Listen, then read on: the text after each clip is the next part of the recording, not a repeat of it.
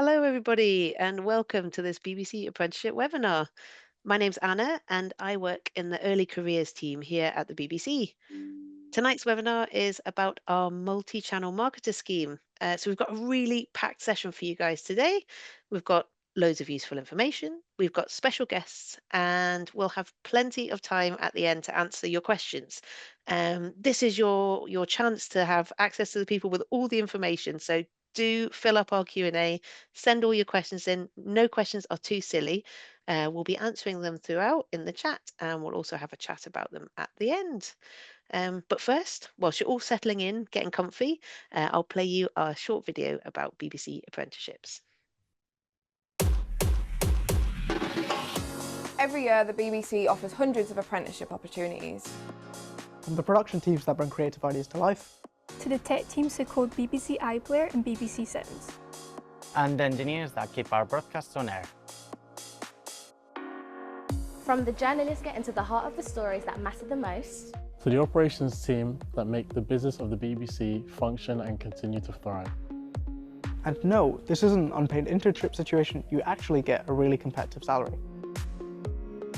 did we say that you can get an accredited qualification from the UK's top learning providers? And you don't have to pay for it, but you do have to study, like actually study.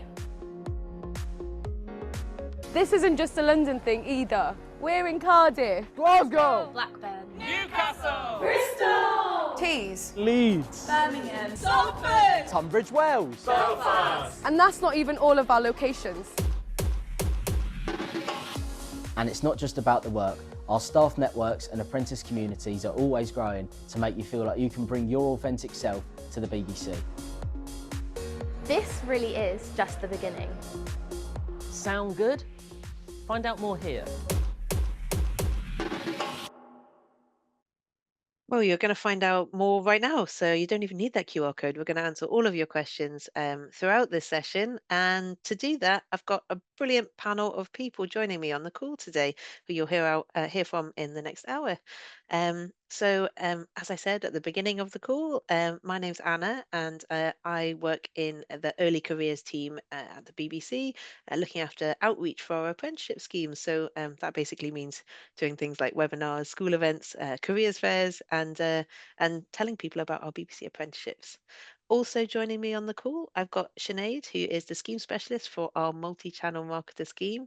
She has got all the lowdown, all the details about the scheme. If you've got any questions for her, please do send them in the Q&A. Speaking of, oh, hi Sinead. Speaking of the Q&A, we've got Tyler on the call as well, who is a talent acquisition consultant. What does that mean? He basically looks after recruitment for the scheme. So if you have got any questions on that side of things, make sure that you send those questions in too. Hello, everyone. Sorry, I thought I'd do it as well. Absolutely, I was waiting. I was poised. And finally, most importantly, no offense, guys, we have two apprentices on the call. We've got Panache and Alfie, who are both on the scheme right now. Hi, guys. Hi, everyone.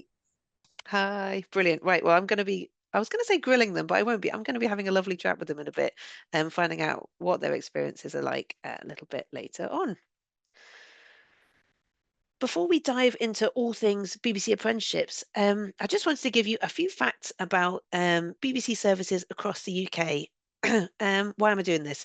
Because I think understanding the breadth of what we do will really help you see just how many different opportunities and schemes are available at the BBC.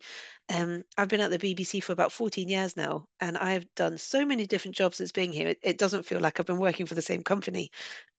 And I really hope that this could be the start of your BBC journey as well.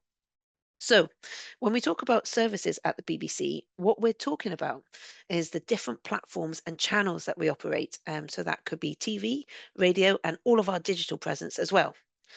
We've got 8 UK-wide television services or channels, if you prefer the old school term. These include household names like BBC One, CBBC, and the BBC News Channel. And each channel serves a different audience and a different purpose, from entertainment to education to news. Beyond the national channels, we also have 22 nations and regions TV services. So these are the local news that follow the main bulletins at 1, 6, and 10. We've also got dedicated services for BBC Wales, BBC Scotland, and BBC Northern Ireland. And if you're in England, you'll get your local version as well. On the radio side, we've got 10 national radio stations across the UK. So these will be like our pop music stations like Radio 1 and 1 Extra, 5 Live if you're into sport, and obviously Asian Network as well. And each station has its own unique style and unique audience. In the nations, Scotland, Wales, and Northern Ireland, we've got 7 dedicated radio stations.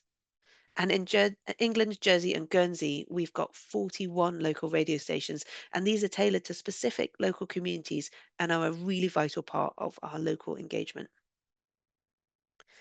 And lastly, we've got our digital services.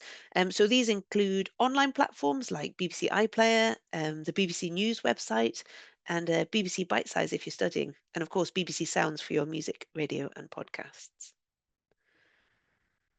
And our apprenticeship schemes really reflect the full range of all the things that the BBC does. So we've got apprenticeships in the areas that you'd expect, the kind of more visible ones. So journalism, obviously the news. We've got production, which is program making, but we also offer opportunities in business, digital technology and data, and also engineering and operations. Basically, the point of me saying all of that is whatever your interest is, there's likely a scheme that fits. You might have seen, if you're looking at the job adverts that we've got available, that our apprenticeship schemes come at different levels. So just to break that down a little bit, our levels 3 and 4 are the learning equivalent to A levels or BTECs. Level 5 is the learning equivalent to a foundation degree. Level 6 is a learning equivalent to a degree level, and level 7 is a learning equivalent to a postgraduate level. So whether you're just starting out or you've already got some experience, there is something for you. But now, why we're all here is to hear about the multi-channel marketer scheme. So I'm going to hand over to Sinead, who is the scheme specialist. She's got all the information you need about this scheme. Thanks, Anna. So I'm delighted to talk about the multi-channel marketing programme. So this is a varied programme and has grown a lot across the BBC since its release from September this year. So it's quite new. So you'll be working one of our marketing teams. So the apprenticeship will give you the chance to get hands-on experience. The BBC reach spans TV, radio, online and beyond, as Anna has just covered. And our marketing teams make sure every audience knows where to find the stories they love. So as a multi-channel marketer apprentice, you'll help us connect with millions of people every day. The roles are available across a number of teams, and some of those include employer branding, commercial partnerships, global entertainment, and communications and events. So some of the roles and tasks you'll be asked to and get involved in are, so manage and operate campaigns, so that's across online and offline channels. Use different research data to inform marketing decisions for targeting, planning and delivery. Publish, monitor and respond to creative or video content via different platforms. Use data to support content planning and inform our strategy. Help events based on our business BBC priorities. Prepare performance metrics and share insights. And then create impactful content using principles of design and copywriting, both online and offline. So in terms of the scheme specific information, so the curriculum will take you through several core modules, and some of those include marketing fundamentals, analysis, planning and strategy, campaign management, and content and communication. So the apprenticeship will provide an insight with different hands-on experience. So as I covered, lots of different departments are recruiting this year. So on successful completion of your apprenticeship, you will be able to look for permanent entry level marketing jobs inside or outside of the BBC, as this is a fixed term 18-month appointment. So what you'll get in terms of the benefits is industry leading training through the BBC Academy, and that will be through the apprenticeship will be delivered through an approved learning provider. So you'll get access to a dedicated line manager and scheme specialist to help with your apprenticeship development. And then you'll get access to other training and mentoring by different professionals across people within the team and wider divisions.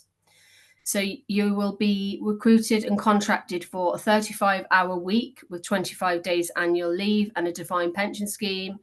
And then you'll get access to a number of different communities and networks, which is really, really exciting as an apprentice. And then you'll study varying subjects across the business and different training exposure as part of that. So the entry requirements, you need to be 18 or over at the time of starting, that's September 2026. So candidates will need to have the right to work in the UK and have been a resident in the UK, Ireland, or EEA, and that stands for European Economic Area, for at least the previous 3 years before the start of the apprenticeship. So to complete the apprenticeship, you must have achieved Maths and English GCSE at grade 4 or C or above, or National 5 in Scotland. So you need to have completed that before you start the gateway, the endpoint assessment of your apprenticeship. So if you haven't got that now, please let that not stop you apply, because you'll be given an opportunity to do that alongside your apprenticeship. So all we ask that you'll not already be studying or have completed a marketing qualification at level 3 or above. And just to outline, this program is aimed at non-graduates in terms of the pitch. So the locations are in London for the multi-channel marketeer. And just to let you know, as part of the BBC's Positive Action to Employment, we have a number of extend opportunities. So they offer opportunities for candidates who are deaf, disabled, or neurodivergent. So just to let you know all of that information. Brilliant. Thank you so much, Sinead. That was really comprehensive. If you have any questions about that, if any of that isn't clear, maybe you want to know a bit more about the different departments that are recruiting, maybe, or whatever it is, get your questions in the Q&A, and we will come to them a little bit later on. But really, the most important people on this call, as I've said, apart from our brilliant audience, lovely to have you here, are our apprentices, our apprentice experts. So welcome to the call, Panache and Alfie. Now, Pan, you actually work in my own team. So we already know each other, which is really nice. So this is basically just a chance for me to have a chat with you in front of quite a large group of people. We're not going to worry about that. So the easy question first, if you could introduce yourself, tell us a little bit about the team that you work in, that we work in. And if you could give us a little kind of taster about what you've been up to recently. Hello, hi, I'm Pan. I work with Anna, she said, and I'm part of the pre-employment and outreach team. I'm doing the multi-channel marketing level 3 apprenticeship, which when Alfie will introduce himself is different from what he's doing, I believe, level 4.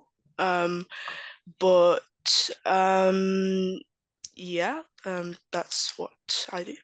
Amazing. And so you haven't been in the business that long. You joined us just a couple, well, in at the beginning of September. Can you give us a little flavour of some of the stuff that you've been doing since you've joined? So I'm part of the outreach team, and so with this, I've been doing a lot of traveling, helping with the BBC get-ins, which, if you don't know, is sort of a day where you can get a kind of feel of what it's like to work at the BBC, and oops, sorry, a kind of feel of what it's like to work at the BBC, and also learning more about the application process. But I'd say, honestly, even if you're not necessarily sure about applying for the BBC, it gives you a lot of information about the media industry, and it's a very a very good look into what the media industry can be like. So I'd say it's useful for everything.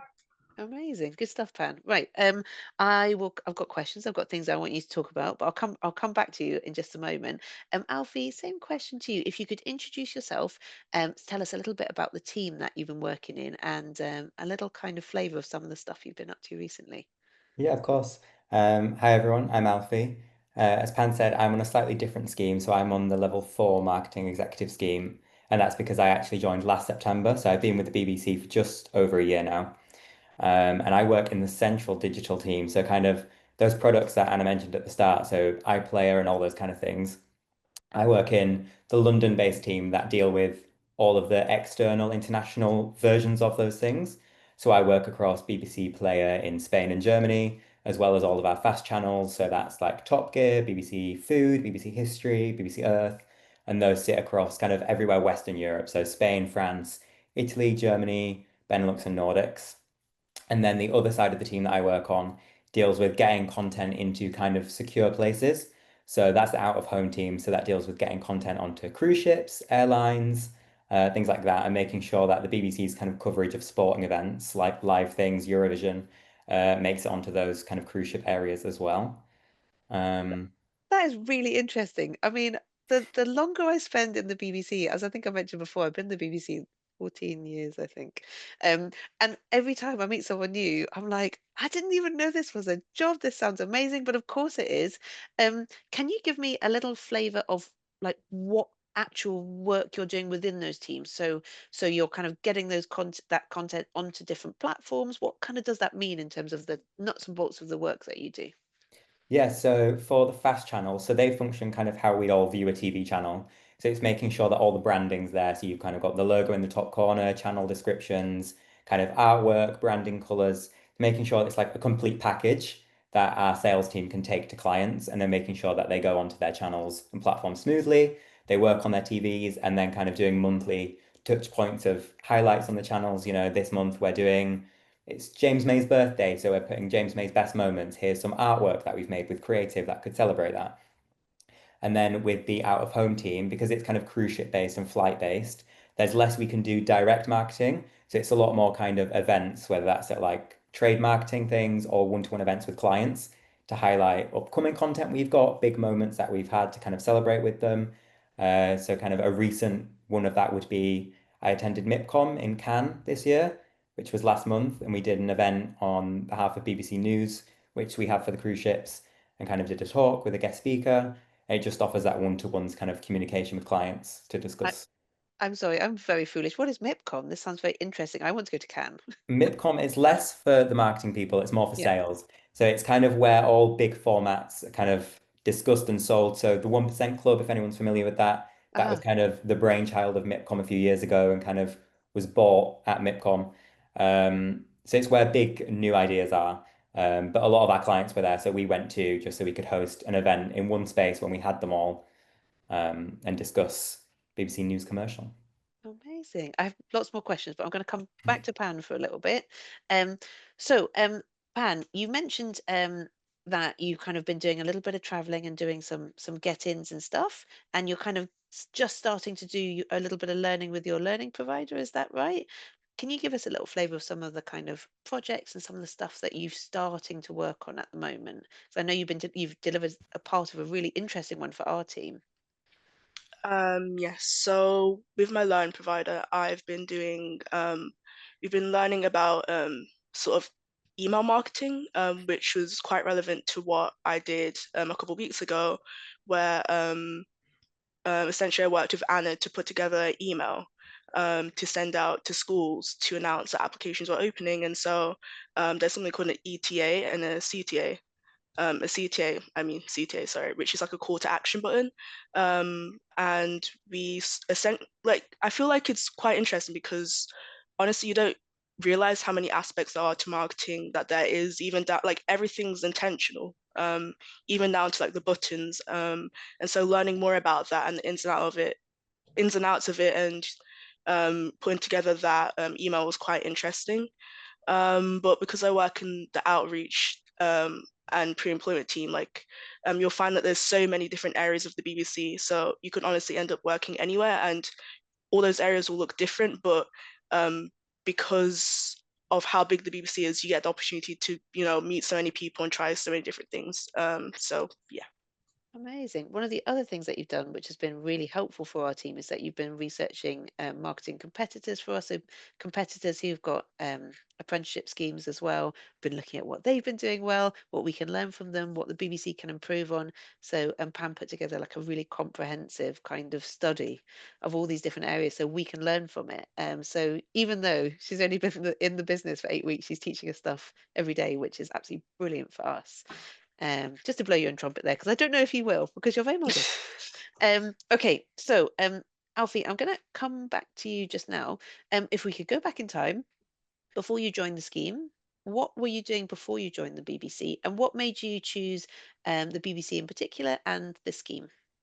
So I was actually at university before my scheme, and I did a law degree, so kind of not anything to do with marketing, but I did a lot of extracurricular charity-based events at university, which I really enjoyed, and I was actually quite good at. And I wanted to explore how I could take that into kind of a job after university because I didn't want to do law as a career. And so when I was looking at different schemes, the BBC one stood out to me because they're very value driven and that kind of aligned with how I was used to working with charities. And so I just thought that matched quite well, and that's why I applied. Amazing, good stuff. And Pan, you've come from quite a different kind of route to us. Do you want to kind of outline what you were doing before you joined us? I guess a year ago, the job advert came up, you saw it, and what were you doing at that time? So at the time I was in sixth form, so I guess my career's only just started, but I quite similar to Alfie. Did a lot of volunteering. During high school, I was the fundraising lead like for my sixth form, and I also did a lot of stuff with my local council. And so I was doing a lot of marketing. I didn't realize that at the time, I don't think, but I remember when I was applying, looking for like what I wanted to do because I didn't really know what I wanted to do. I realized how many transferable skills there were from marketing to the fundraising stuff that I was doing. So yeah, I still don't know what I want to do, but it was quite interesting seeing how the two link together, and it's been quite an interesting route so far. Amazing, good stuff. And for people who are on the call that are like fresh out of school as well, is there any like subjects or anything that you did that felt like you helped you kind of get to where you are, or is it really like all of your extracurricular stuff that has really helped you so far, do you think? In all honesty, I don't think my subjects did. I did the most like random subjects ever. I did film, philosophy, and sociology. So I already think they contributed anything. Maybe they did, but I don't think they did. I think it was more so my extracurriculars. I don't think you realize how many transferable skills there are um, from things that you do in your everyday life, until you're applying for things and you realize, oh wow, like there's a lot of transferable skills. So yeah. Yeah. Can we talk a little bit about transferable skills? Because I think there probably will be people on the call. They are fresh out of school. They maybe haven't had a job before, and they're thinking, I don't have any transferable skills. Everybody everybody has transferable skills. It's kind of trying to do a bit of soul searching within you and also speaking to trusted people in your life who can say, oh, you're really good at this thing because you do this thing and you've shown that you're really good at it. Um, Pan, what kind of transferable skills do you think that you brought to the table in your application process and that you're showing us every single day? Because I remember your application actually, it was really good. So because I was fundraising lead, a lot of like leadership, I did a lot of leadership, so I think that was a transferable skill, but also problem solving, because like during my fundraising, there were a lot of times when it didn't go as well, but we'd find new ways to sort of improve that and how we can work around that. I think also I did a lot of stuff with teams in teams, so I think because I was like raising a lot of money to go on a pilgrimage to Lourdes. I did that as a group, and so working in a team is like so essential to that. And honestly, like I said, you don't realize until you're applying, wow, I have a lot of transferable skills. Because especially like when I was searching into the role, learning about the BBC values, and then kind of applying that to what I do in my everyday life, I feel like that helps a lot when applying for the BBC. Amazing, good stuff, Pan. And Alfie, same question to you, I guess. Transferable skills. It sounds like you're kind of having to work across a lot of different priorities at once and having to juggle a lot of things. What kind of transferable skills did you have before you joined, and have you been able to use them in your role? Yeah, I think it's quite like Pan said about the leadership aspect and kind of being able to spin different plates and decide what needs your focus and when, and about being kind of trusting in yourself that you know how to manage those situations. And you can kind of, if my manager comes to me and is like, there's all these different things going on, I can quite clearly communicate, like, okay, I'm doing this as number one because of this reason, and this is number two. and kind of trusting in yourself to kind of just take ownership of that. Um, I don't think necessarily loads of things from my academic side have been the transferable. I think it is the extracurricular. I think it does help, but it's not the kind of basis. I think it is communication, leadership, and I think just kind of having that like can-do attitude, so many things and opportunities will arise. And I think it's the best thing is just kind of be like, I can do that or I want to do that and like I'm willing to learn how to do that. That has been the difference in having a fun time in the apprenticeship. Amazing. I think that's so important because there might be people on the call or watching on the recording that go like, oh, like I really like the idea of this, but I don't have any experience. And we're going to give you the experience. The BBC Apprenticeship's going to give you the experience. What we're looking for is people with a brilliant attitude, who are really passionate about the scheme, who really want to work on the scheme, who really want to work for the BBC, and that will get you so far. So please don't count yourself out if you're thinking, I don't have bags of experience. And we're looking for people with a brilliant attitude and passion for the subject. Um, so, Alfie, you've been on the scheme for a year now. Um, how have you found juggling the apprenticeship side with, the learning aspect with your day-to-day work? How have you found that so far? I've not found it difficult, to be honest. I think it's just deciding how it works best for you. I know kind of structured into the contract, it would be like 1 day a week would be your study day, but I actually kind of move that around. I'm quite flexible with it in terms of depending on how my week looks. I might say to my manager, like, actually, I'm going to move that either to this day, or is it okay if I do it across these 2 afternoons? Just kind of structuring it around what makes the most sense for you. I'm not sure how your scheme worked, Pam, but for us, it was one seminar a month, and then we'd kind of have a pre-seminar and a post-seminar task. And so we always found it best to kind of prioritize that post-seminar task split between quite closely after the seminar while it was fresh, and then still making sure I gave myself some time a few weeks later to reflect on it and make sure it was still there. And like I'd understood it and digested it after the seminar. And so that's how I kind of split the time balance. I think it also is really effective to discuss with the other apprentices how they're finding it and if anyone had like similar questions or could explain kind of what a task was or just how everyone else is managing it. Because we all structured our time quite differently, but we found it really useful to understand how everyone else was doing it and be like, oh, actually, that's a better idea. Do you mind if I do that with you, or can we work on this together to understand how our teams apply to this project? So it's different per person, I think, but it's very open for you to kind of mold it to how it works best for you, I'd say. That's really interesting. And so, Pan, you're quite fresh on the apprenticeship, as I keep saying. So you haven't had loads of time with the learning provider so far, but how have you kind of fit it in around your kind of day-to-day job? Yeah, I'd say it's pretty similar to Alfie.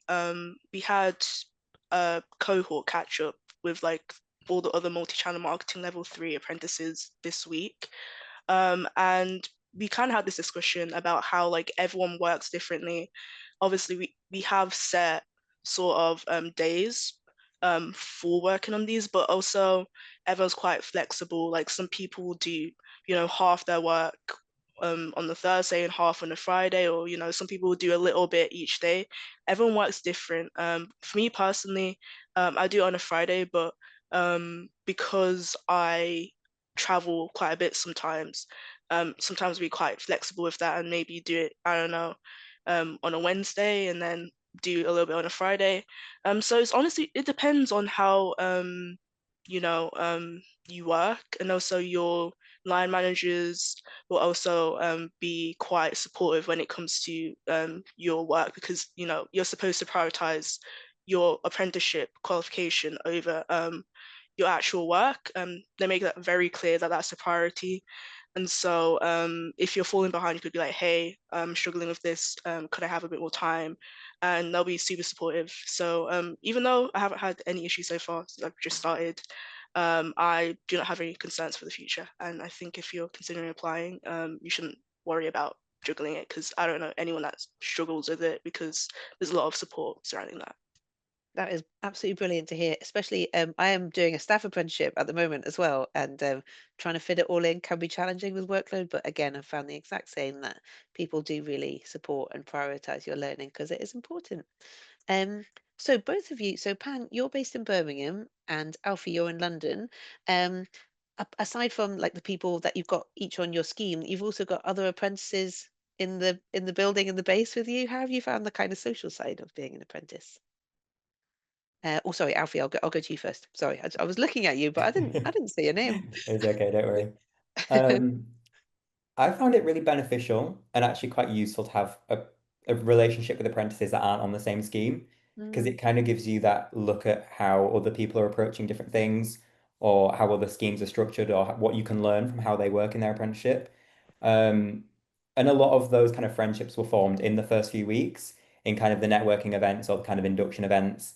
So I'm not sure if you might know actually, Anna. Do you know Vahini in the London-based HR team? She works Oh alongside yes, Sophie. yes, yes. So I'm quite close friends with her, even though our Oh jobs are totally different. yeah, It's just nice to have that person there where you kind of see them around the office, or do you want to get a coffee and catch up and just kind of chat like, oh, how's your scheme going? Oh, we're learning about this. What are you doing? So I think it's really valuable to have, like it yeah, doesn't hurt at all, and it's actually a really good thing because it puts yeah. it all into perspective that there's so many people in the building learning and managing that alongside work.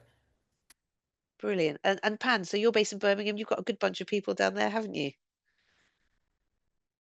She's nodding. She's nodding. This is good. Oh, Um, sorry. Yes, continue. Good. You always seem to be having a good time in Birmingham. I'm based in Glasgow. We have apprentices up here too. I think the point of me saying all of this is you're not the apprentice in the business. We took on 260 odd this year. Next year, we're recruiting for our biggest class yet, just shy of 300. There's going to be lots and lots of apprentices across the whole BBC. Um, Lots on different schemes, learning different subjects, but you've all got something in common, and that you're all apprentices at the BBC. We have the apprentice community, which is our staff network for apprentices. They have a lot of fun. They have events, they have podcasts, they do a lot of learning together, a lot of fun together. So if you're kind of thinking, oh no, I'm going to be the only young person in the BBC, that's absolutely not the case. There's lots of them. Great. Right. Before we move on to Tyler talking us through the application process, I would love to hear from both of you about how the application process was for you and any top tips for people that want to apply. Don't worry about going too much into the nuts and bolts of it because Tyler's going to talk us through all of that next. But Alfie, can you cast your mind back to when you did your application process? Do you have any top tips or any bits that you remember that might help people on the call? Yeah, I think the most valuable thing and kind of the best thing is to just be yourself throughout it. There's so many different aspects that you might think they're looking for, which actually it's not the case. Like you were saying, the job is there to give you the experience. It's not about kind of showing off your knowledge. It's just about showing off that you're willing to learn and like you're excited by it and what excites you, and kind of that side of it is what I think I'd like to think I excelled in, and kind of through those stages was just that personality aspect and making sure that I showed myself while remaining like professional. Um, I think it's also important to have perseverance because it can feel like quite a lengthy process. For me, it was kind of my first like professional job application, and so I didn't really know what to expect within that. And so it's kind of always good to kind of yeah persevere and kind of remind yourself like what it's for, because the payoff is so good. And even just like every time I made it through a step, I was like, well, if I don't get further, I've at least had the experience of understanding how this works for the next job application I might do, because it was my first time going through different things like video interviews or in-person interviews and things like that. So just kind of learning everything from it throughout the process, I found was quite valuable as well. That's really wise. And you probably hear us say a lot, be yourself and be authentic, but we really do mean it. The BBC takes all different sorts of people, extroverts, introverts, everything in between, people with totally different backgrounds, passions, and interests. And when people say, what are you looking for at the BBC? We're looking for you. We're looking for authentic people to bring themselves to work and their diverse experience, everything they can bring to the table. So, don't count yourself out. And yes, I think keeping the energy levels where you can, even though it can feel quite a lengthy process. Very smart. And Pan, you've been through it a little bit more recently. Any top tips from your perspective? Well, I would say, well, you're gonna hear this like a bajillion times, but be yourself, honestly, because I remember throughout my application so many times I thought I did not get this job. Um, Especially because like during my interview, um, on TikTok, there's this one tip to be the timekeeper. I don't know if anyone's seen that. And this person took that role, and I was like, oh my gosh, I'm not getting this job because someone took the timekeeper before me. But none of that matters. Be yourself. And also research about the BBC, research a lot about it, I'd say as well. Learn about the values, how that transfers into your own life, how that transfers into what you do. Because obviously, if you're working with someone, you want to know what the values are, if that aligns with what you believe in. And yeah, also don't be afraid to reach out for support as well. If, I don't know, if you're neurodivergent and you sort of want to, reach out about any things that you think might be a challenge for you, don't think that will disadvantage you. It won't. They'll be like so supportive about it. And yeah. Brilliant. Thank you, Ben. Yeah, if you're in the group stage, which Tyler will talk about of our interview process, the one thing I will say is make sure you do talk at all, because if you don't say anything, we can't mark you on what you don't say. So it's not about being the loudest in the room. It's about being true to yourself and being authentic. But anyway, before we get too far ahead of ourselves, I'm going to hand over to Tyler, who's going to talk us through the application process. We do have a full webinar about this that is on our Life at the BBC YouTube channel. So if you want even more information, you can watch it there. But right now, it is time for Tyler. Thank you very much. Hello, everyone. So I am the recruiter for the role. As Anna mentioned, I recruited Pan last year and I recruited Alfie the year before that. So yeah, I've been at the BBC for about 3 years now. Our application process has changed a lot in the background, but on the front end, it hasn't changed too much. So when I go through it here, these guys will feel quite familiar with it.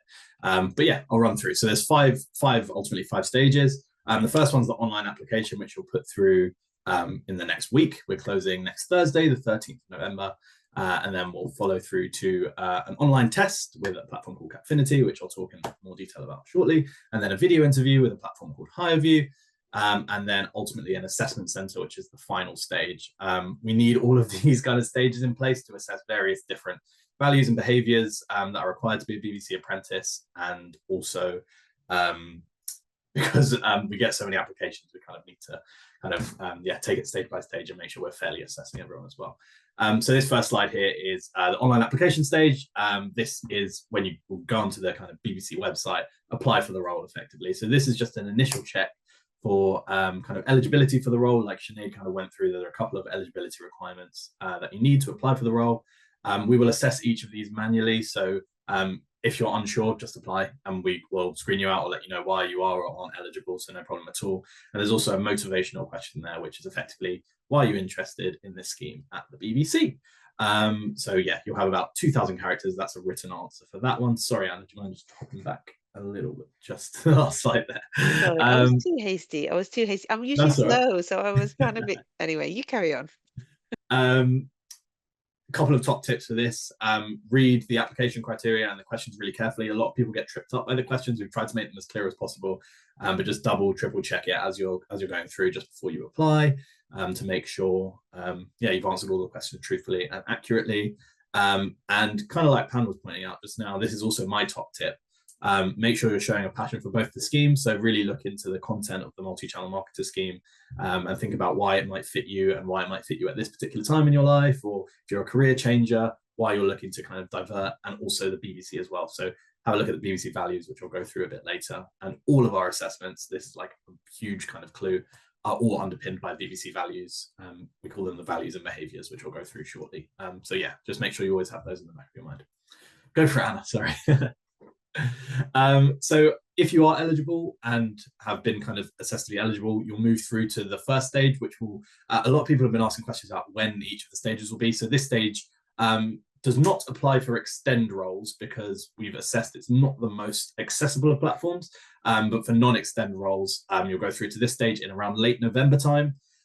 And it's an online test with our partner platform Capfinity, which is effectively it's like a scenario-based situational judgment test. So you'll have a number of different questions and you'll have to rank your kind of personality, or if you like to work in a team more, if you like to work alone more, or stuff like that effectively.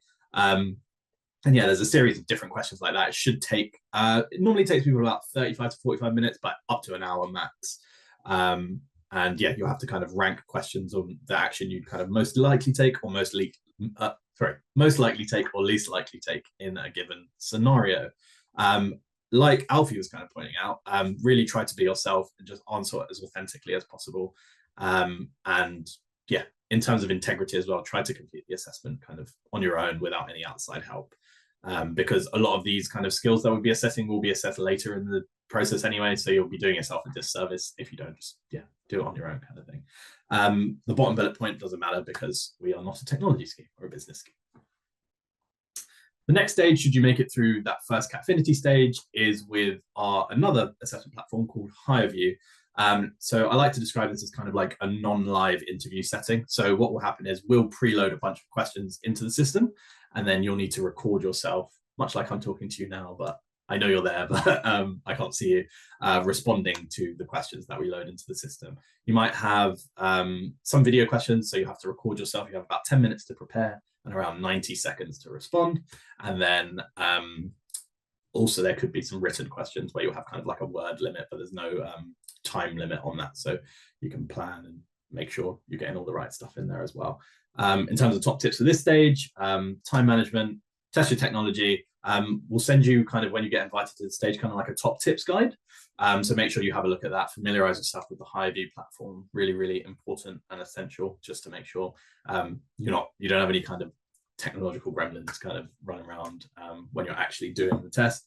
Again, as we've always said, stay authentic and research the schemes and BBC values for this stage. So I've just seen a question come through, I'll answer it now. This is where for the Extend scheme, you would jump straight through from that first assessment stage into the HireVue stage. So overall, the assessments are obviously in lieu of reasonable adjustments and things like that. The assessments are the same, but they'll be for slightly different teams, but you'll be asked the same questions and it'll be the same kind of HireVue than the assessment center, which I'll go through now. This is the final stage.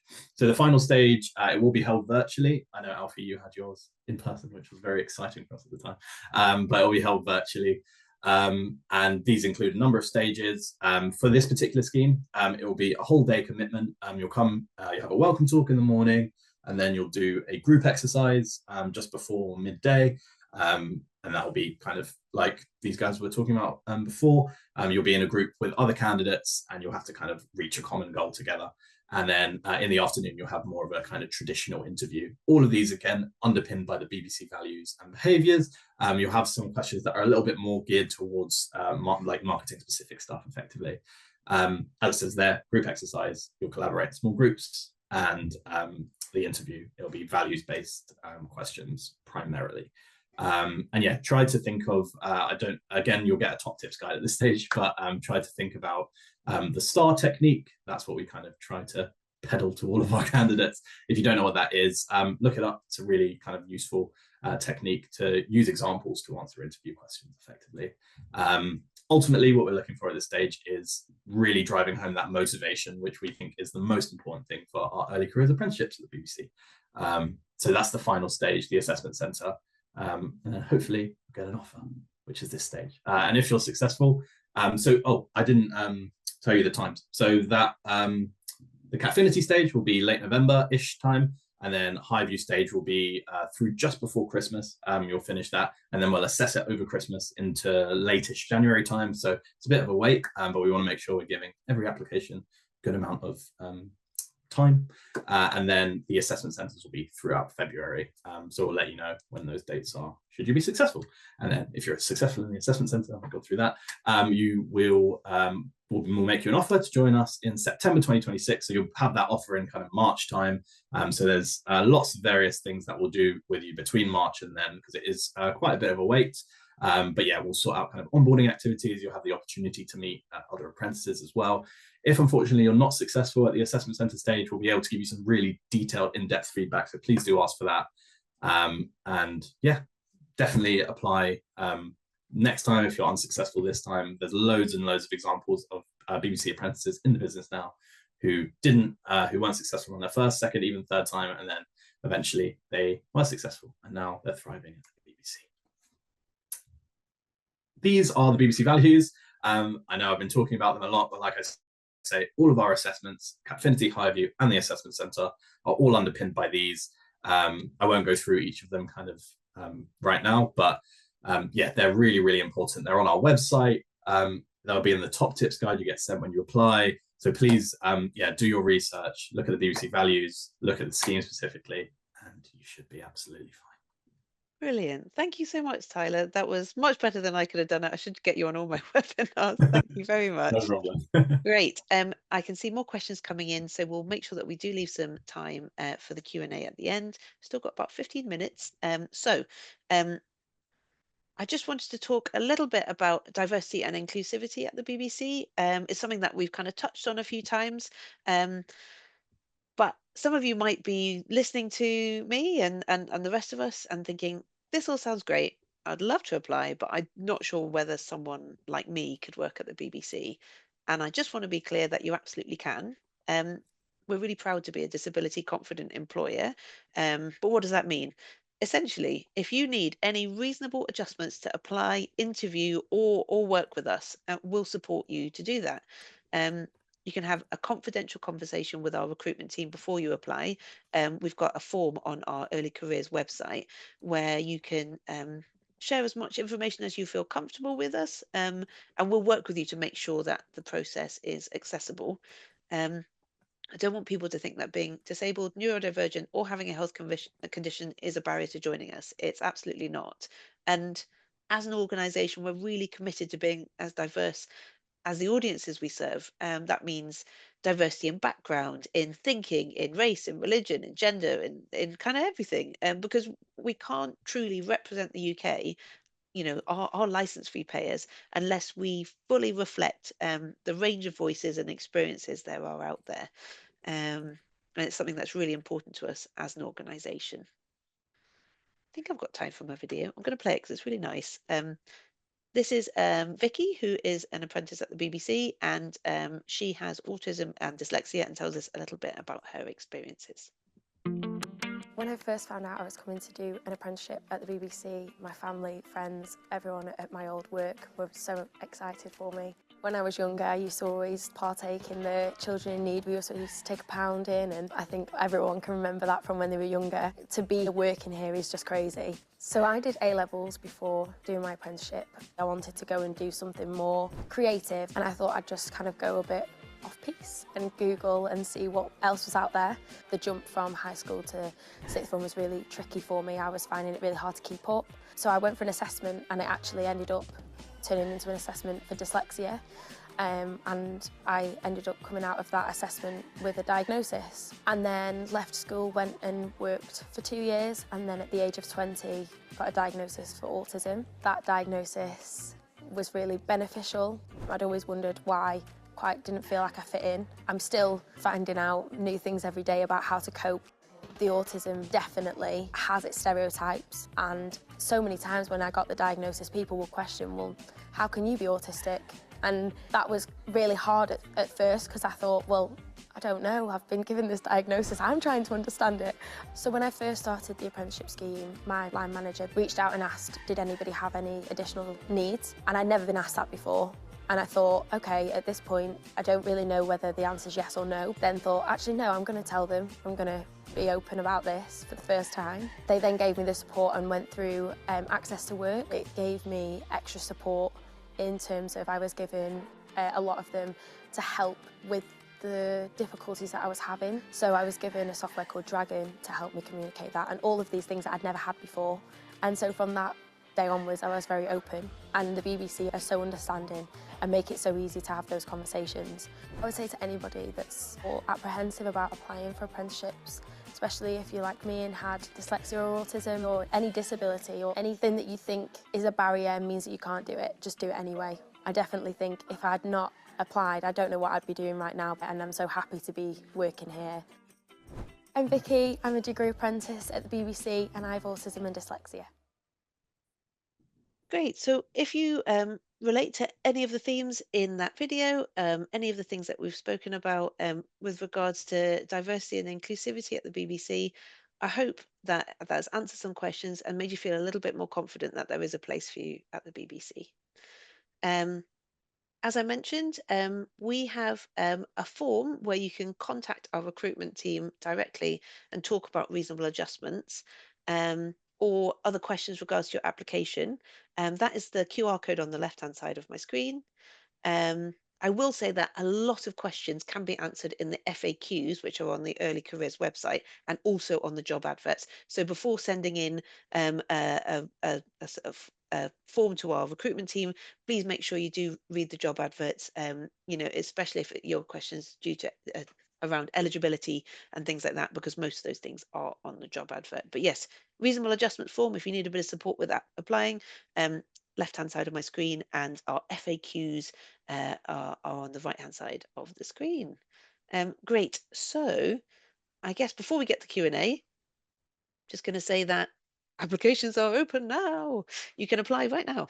And I really hope that the things that we've covered in today's session have answered some of your questions, made you feel a little bit more positive about applying. Everyone on this call has got the upper edge on everyone else who is applying because you've got all the insider tips. So thank you so much for joining us. But I'm going to stop sharing my screen now, and I'm going to come to the Q&A. It has been busy. Thank you so much, Tyler, for answering all the questions in the background. I've seen one in that you've flagged, which is for Pan and Alfie. So I'm going to read it to you just now. Pan and Alfie, how much did you feel you knew and fully understood prior to beginning the scheme? Like, did you have any history in marketing, or did you have any business qualifications? When you were reading the explanation of the scheme, how did you know that this was the scheme for you? So kind of where were you in your learning journey? Did you have any of the stuff that they were talking about on the job advert? And what made you think, yeah, that's the one for me? And I guess, Alfie, I'll come to you first as you're top on my screen. Yeah, of course. Um, I didn't have any direct experience or qualification in it. I'd done a lot of events kind of on a volunteer basis, but it was kind of like Pan was saying earlier, I had a lot of skills in it that I didn't realize were marketing until I've started doing it and I could kind of identify. And I think that goes quite nicely into the question about the scheme explanation and why I felt like that was for me. A lot of it is kind of was question marks. I didn't know what it meant because it seemed quite like businessy and specific. And then once you actually start and you kind of start tackling those knowledge and skills, you realize you do understand them and they are quite everyday things. You're just learning them in a more professional capacity. And so I think the reason why I looked at this scheme in particular and wanted to apply to it was partly because it was the BBC and it came with that kind of such premium access to the learning and to the content you'd be working with and the kind of environment and opportunities, but also so much of my scheme, I felt like it was transferable. So even if I didn't want to stay at the BBC after my scheme, I felt like it was such valuable things I was learning that it could really take me anywhere within either media or marketing. So I thought I'll go for it. Amazing. That was really comprehensive. Thank you. And Pan, same question to you. So I kind of feel like we've slightly answered the first bit in terms of you'd done some events and volunteering, but did you feel like much of that was official marketing skills, or was it just kind of transferable things? Yeah, in all honesty, I didn't really know anything about marketing. I didn't realize the CapCut edits and the little posters I was making for fundraising events were technically marketing. And so no, I didn't know anything about marketing before. I didn't know what I was doing, but I knew I wanted to go into marketing because I mean I knew that I wanted to go into media, but I didn't know quite yet what I wanted to do.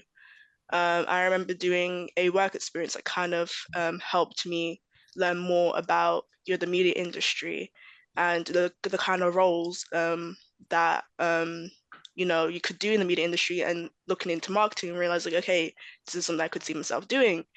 Um, but yeah, um, I think that yeah. answers it. I think that really answers it. Well done. Absolutely. Um, and just to say that the BBC has recently launched its online its online work experience program. So if you're kind of, I don't know which one to pick, we've got a lot more information on that. So it's on a platform called SpringPod, which is our partner in this. And so you can search for BBC work experience there and give it a little go and see which business area is right for you.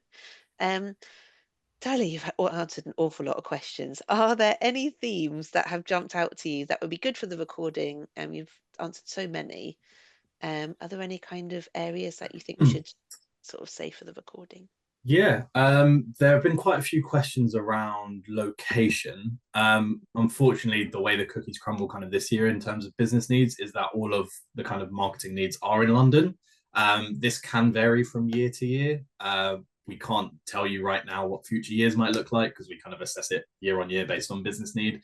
But historically, we've had marketing roles in Belfast, Birmingham, Salford, all kinds of places. So depending on what the marketing teams across the UK need at the time, that's where we'll have apprenticeship opportunities in the future. I think that's a good one to point out. Someone's just asked. Sorry, go ahead. Sorry, I was just going to say, if you are interested in a particular location, you can filter our jobs website by location, so you can see what roles are available at each base. So if you're like, I kind of want to work at the BBC somehow in an apprenticeship, and you're choosing between a few, you can filter by location. Sorry, Tyler, I interrupted. Yeah, we've got obviously this is marketing specific, but we've got 18 early career schemes, about 12 or 13 of which are live at the moment, and the other 4 or 5 will go live in December for our Wave 2 schemes, which are mainly production focused. But yeah, they're kind of, we have opportunities all over the country. Marketing, unfortunately, is only London, but yeah, have a look. And yeah, like I said, filter by location. We've just had a question in from Sean, who asked another question earlier as well. So I'll cut up. The most recent question is, what career path can I take if I continue with the BBC after an apprenticeship? It is a fixed term contract, so it's 18 months, I believe, if I'm not mistaken, Sinead. Yeah. And after, throughout your apprenticeship, we'll give you kind of employability training and talk to you about next steps you might be able to take, whether that's in the BBC or beyond. But there's loads of different things you could apply for, whether that's in marketing or kind of elsewhere. But yeah, you should. It should set you up because you'll get a level 3 qualification, which is equivalent to an A level, alongside yeah, lots of great experience at kind of a leading public service broadcaster. So should put you in good stead to apply for future bits. Amazing. Yeah, and I would also say that you know, you're maybe not sure exactly what you want to do. You kind of like the idea of marketing right now, but you might change in a few years. And I started my career as a radio producer, and I've changed so many times within that path. I've done so many different jobs and have retrained within the BBC because we have world class training at the BBC. So if you're interested in trying new careers and trying new things, there's a lot of training and a lot of job opportunities to try new things if you put your hand up for them. So if you're like, I don't know if I want to do marketing for life, don't worry, you don't have to. You can join us and try something else after your apprenticeship. It's a great employer, I would say. Cool. Absolutely. We have a couple for the apprentices. I think it's always good to hear from them. Yes. So one is, what does a day or week in the life look like? It's quite a generic question, but I think a good one. Oh yeah, day in the life, Pan. What does your pick a This good day? is a very good time to mention the Life at the BBC TikTok page and the BBC Get In Instagram page. We do a lot of you'll see a lot of day in the lives and sort of, you know, apprentices themselves talking about what they kind of do, how their days are like, and you'll see a lot more posts over the coming weeks as well. So I think if you want to actually like visibly see what a day in a life can look like, then I'd say definitely check those out. I don't know if I can write that anywhere, but yes, Live at the BBC and BBC Get In. Okay. And then Alfie, I mean, your days sound pretty varied. Yeah, they can be. It depends what kind of projects we've got going on, but it's a lot of kind of client relations, making sure I'm across project management things and making sure I know where marketing are within different tracking our progress of delivery dates. I work with the creative team quite a lot, so quite a lot of like reviewing assets or writing briefs and kind of tweaking the tone of things. So things like that. And then within the actual apprenticeship scheme itself, a day might include working on like a pre-seminar task, a post-seminar task, kind of reviewing the footage, like the recording of the episode, of the seminar, or having a call with my skills coach and kind of making sure that I was linking my day-to-day work with the knowledge, skills, and behaviors of the apprentice, the apprenticeship, and actually understanding that I was hitting those goals. It was just about framing what I was doing in the right way to meet them. Amazing. Tyler, it's now 7 o'clock. Is there any last ones you would like to finish on? Any final ones that you've seen that you think are good? There's lots of questions. A few questions about eligibility. I would say check the job adverts because there's an awful lot of information on there. I guess we'll finish on time. We'll finish on time. Oh, we're getting love. We're getting hearts. Thank you for reacting with hearts. We appreciate you. Thank you so much for joining us this evening. It's been brilliant to have so many of you on the call asking such informed and interested questions. Huge thank you to my panel, to Alfie, to Pan, to Sinead, and to Tyler for being so brilliant on the webinar. And I guess the only thing for me to say is best of luck with your application. We're absolutely rooting for you, and fingers crossed, see you at work. Cheers. Right. Bye, everybody. Cheerio. Thank you.